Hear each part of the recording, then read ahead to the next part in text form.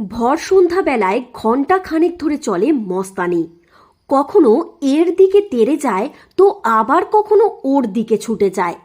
তার তাণ্ডব লীলা দেখে রীতিমতো ভয়ে জুবুথুবু পুরুলিয়া শহরবাসী। পরিস্থিতি সামাল দিতে অবশেষে আসে পুলিশ, পাকড়াও করে নিয়ে যায় মস্তানটিকে। শহর পুরুলিয়ার জনবহুল এলাকায় বুধবার সন্ধ্যায় এই ঘটনায় রীতিমতো ব্যাপক চাঞ্চল্য ছড়িয়ে পড়ে।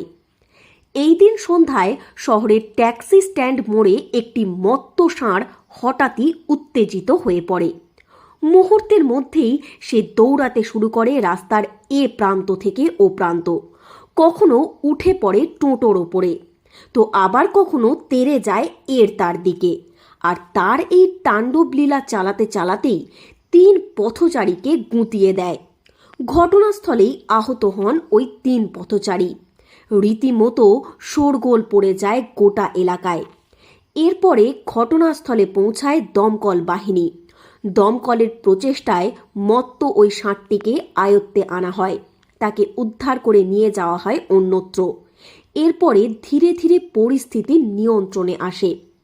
এ বিষয়ে দমকলের এক আধিকারিক বলেন, ষাঁড়টির হয়তো শারীরিক কোনো সমস্যা হয়েছে, সেই কারণেই এহেন আচরণ করছে। আমরা তো এর বিশেষজ্ঞ নই, তাই আমরা আপাতত এই ষাঁড়টিকে উদ্ধার করে আমাদের এখানেই রেখেছি। বন দফতর থেকেও ষাঁড়টিকে দেখে গিয়েছে। বন দফতরের কাছেও এই ষাঁড় নিয়ন্ত্রণের কোনো প্রশিক্ষণ নেই, তাই তারাও ষাঁড়টিকে নিয়ে যেতে পারল না। আমরা দেখছি ষাঁড়টিকে কার কাছে হ্যান্ডওভার দেওয়া যায়। শারীরিক কোনো প্রবলেম হয়েছে সেজন্য এইভাবে হচ্ছে। তো ওটা কি, আমরা তো বিশেষজ্ঞ নই, তো আমরা এটা মানুষের যাতে মানুষকে হ্যারেস করছিল সেই জন্য আমরা এটাকে ট্র্যাপ করেছি আমাদের রেস্কিউ লাইন দিয়ে, এবং সেটা এখানে এখন ক্যাপচার অবস্থায় আছে।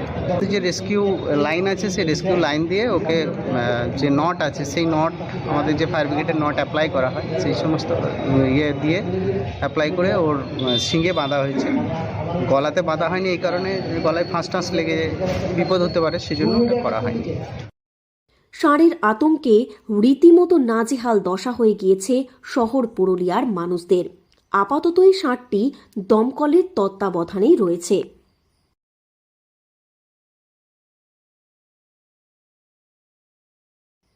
পুরুলিয়া থেকে শর্মিষ্ঠা ব্যানার্জির রিপোর্ট, লোকাল 18 বাংলা।